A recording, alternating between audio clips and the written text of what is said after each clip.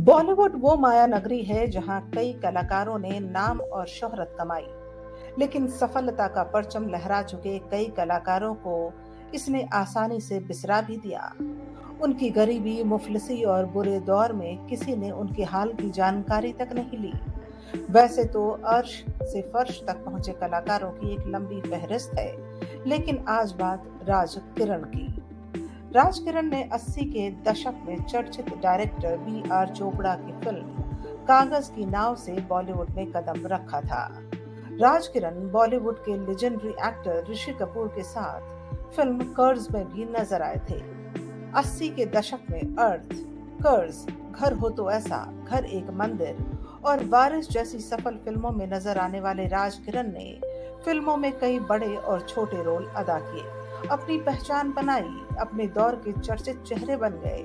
लेकिन आज वो कहाँ हैं, कोई नहीं जानता। कुछ बरस पहले राज किरण की दोस्त और अदाकारा दीप्ति नवल ने फेसबुक पर एक मुहिम चलाई थी कि राज किरण आखिरकार कहाँ गायब हो गए, किसी को पता है तो बताएं। कर्ज फिल्म में राज किरण के साथ काम करने वाले मशहूर अभिनेता ऋषि कपूर ने छानबीन की।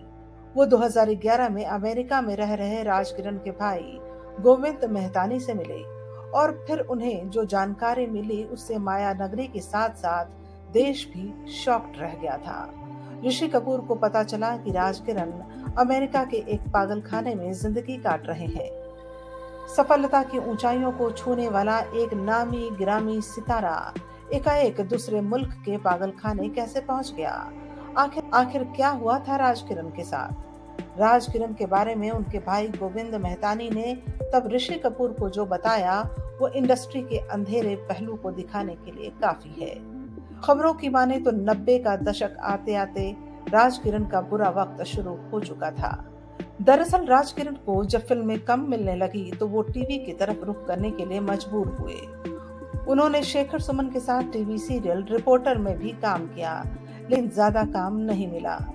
उनकी आर्थिक परिस्थितियां बिगड़ रही थी, जिस कारण परिवार भी उनसे दूर होता जा रहा था, तो वो अमेरिका चले गए। उस समय उनका परिवार भी उनके साथ था। अमेरिका जाने के बाद भी राज किरण ने कोशिश की कि जिंदगी की गाड़ी चलती रहे। वहां राज किरण ने टैक्सी चलाकर जीवन यापन किया। कहा जाता है कि उनकी परिस्थितियों से तंग आकर उनकी पत्नी और बेटी ने उनका साथ छोड़ दिया था। हालांकि राज किरण के परिवार यानी उनकी पत्नी का कहना है कि परिवार द्वारा उन्हें छोड़े जाने की बातों में कोई सच्चाई नहीं है। राज किरण इस सदमे को बर्दाश्त नहीं कर पाए। धीरे धीरे वो डिप्रेशन में चले गए। जब डिप्रेशन हावी होने लगा तो परिवार के अन्य सदस्यों ने भी उनका इलाज करवाने की बजाय उन्हें अटलांटा के पागलखाने में भर्ती करवा दिया, क्योंकि कोई भी उनके इलाज का खर्च नहीं उठाना चाहता था। राज किरण की पत्नी का कहना है कि परिवार ने उनकी गुमशुदगी की रिपोर्ट लिखवाई थी और पुलिस उन्हें कई सालों से खोज रही थी।